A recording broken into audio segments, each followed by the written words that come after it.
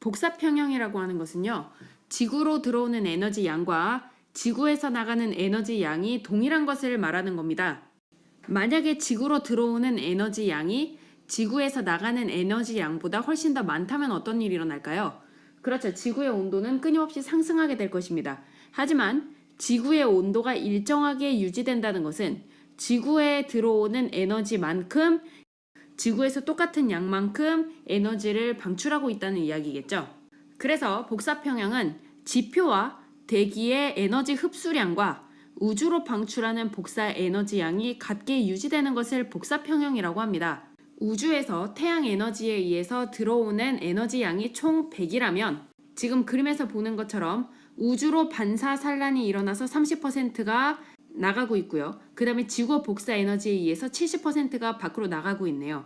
그래서 이러한 30과 70을 더하면 에너지 100이 들어온 만큼 나가는 것을 알 수가 있는 거죠.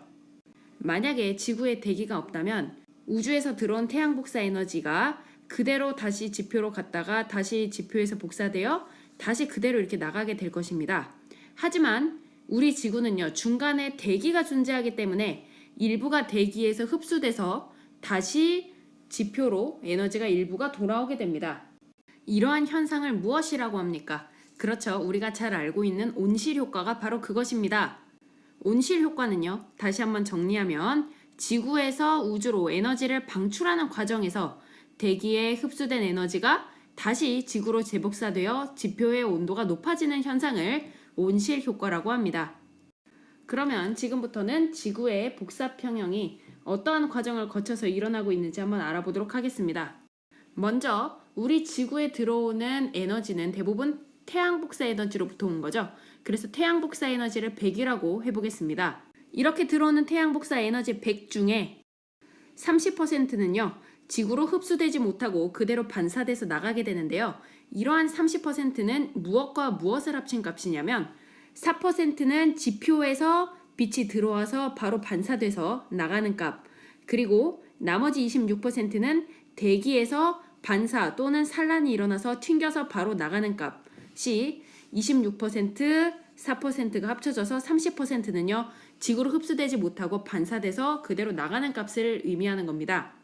그러면 나머지 70%는요, 지구에 흡수된다는 이야기죠. 그래서 그러한 70% 중에서도요, 23%는요, 대기와 구름에 흡수되고요. 그리고 나머지 47%는 지표에 흡수되게 됩니다. 그리고 이렇게 지표에 흡수된 에너지는요, 대부분 복사 에너지의 형태로 다시 밖으로 나가게 됩니다. 그래야지 흡수한 만큼 다시 복사해서 나가야지 온도가, 지구의 온도가 더 뜨거워지지 않고 유지가 되게 되겠죠. 이렇게 대부분은요, 복사 에너지의 형태로 지표에서 에너지가 방출되지만 그 외에 29%는요, 증발 대류 전도에 의해서 열 에너지가 또 마찬가지로 지표에서 열이 방출되게 됩니다. 이렇게 지표에서 나온 에너지 같은 경우에는요, 바로 대기를 뚫고 5% 정도는 아예 밖으로 나가버리는 경우도 있지만요, 나머지는 다시 대기에 의해서 흡수돼서 다시 그 중에 일부가 지구로 돌아오게 됩니다. 이게 바로 온실 효과라고 했었죠. 이렇게 대기로 흡수된 109%의 에너지, 또한 증발 대류 전도에 의해서 흡수된 29%의 에너지가요, 지금 대기에 흡수되어 있는 건데, 여기 대기에 흡수되어 있는 에너지도 마찬가지 자기가 계속 가지고 있는 것이 아니라 또 그만큼 방출해줘야 되거든요. 그래서 대기에서 복사돼서 위로 가는 것, 우주로 나가버리는 것, 그리고 다시 지표로 돌아오는 것, 이렇게 에너지가 대기에 들어온 만큼 나가게 됩니다. 가끔 이러한 지구의 열수지가 그림과 함께 수능이나 모의고사 등의 문제가 나올 때가 있는데요. 그럴 때 특정 부근의 숫자를 비워놓고 여기에 들어가는 숫자가 무엇인지 구하는 문제들이 종종 출제되고는 합니다. 근데 그럴 때 당황하지 않고 문제를 쉽게 푸는 방법은 지표에 흡수된 에너지만큼 지표에서 나가는 에너지의 양이 동일해야 된다는 거고요. 그리고 대기도 마찬가지입니다. 대기에 흡수된 에너지만큼 그만큼 대기에서 똑같은 양만큼의 에너지가 밖으로 방출되어야 합니다. 그러면 지표의 경우에 한번 예시를 들어서 문제를 풀어보면요. 여기 지금 지표에 흡수되는 태양 복사 에너지의 양이 47%라고 되어 있죠. 그리고 온실 효과에 의해서 다시 대기로부터 복사돼서 지표면으로 들어오는 에너지의 양이 지금 96%입니다. 그러면 아까 지표면에 들어온 만큼 다시 나가야 되는 거라고 했었죠. 그러면 47 플러스 96은 지금 지표로부터 나가는 에너지 양을 찾아보면 먼저 우주로 직접 복사하는 5%, 5 플러스 그리고 지표 복사로 대기로 들어가는 109 그리고 증발 대류 전도에 의해서 지표로부터 에너지가 빠져나가는 양 29를 더하면 양쪽이 똑같이 143으로 그 에너지 양이 똑같은 것을 계산해 볼 수가 있습니다. 지금 우리 지구는요, 지구온난화가 점차 심해지고 있는데요. 바로 이 대기의 온실 기체가 양이 많아져서 지표로부터 복사되는 에너지가 다시 대기로 돌아오는 그 양이 온실 기체가 많아짐에 따라 이 양도 방출하는 에너지 양도 많아지기 때문에 지표의 온도가 올라가고 있는 것입니다. 이러한 지구온난화가 심해진 것은요, 산업혁명 이후인데요.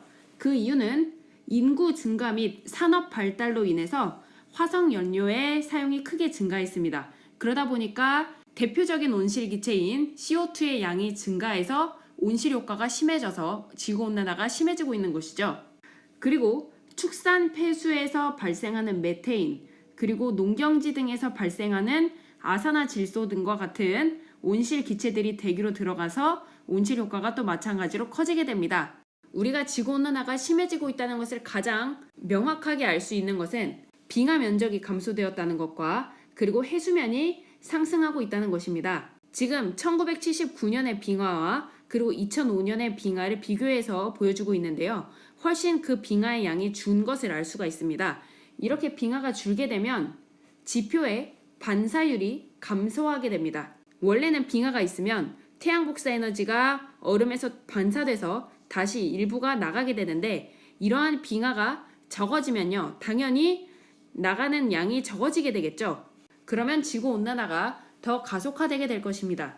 그리고 해수의 온도가 상승하는 것도 지구온난화에 악영향을 주는데요. 해수의 온도가 상승하게 되면 물속에 녹을 수 있는 이산화탄소의 양이 현저하게 줄어들게 됩니다. 물속에 녹을 수 있는 CO2의 양이 매우 감소해서 다 대기 밖으로 CO2가 방출되게 되는 것이죠.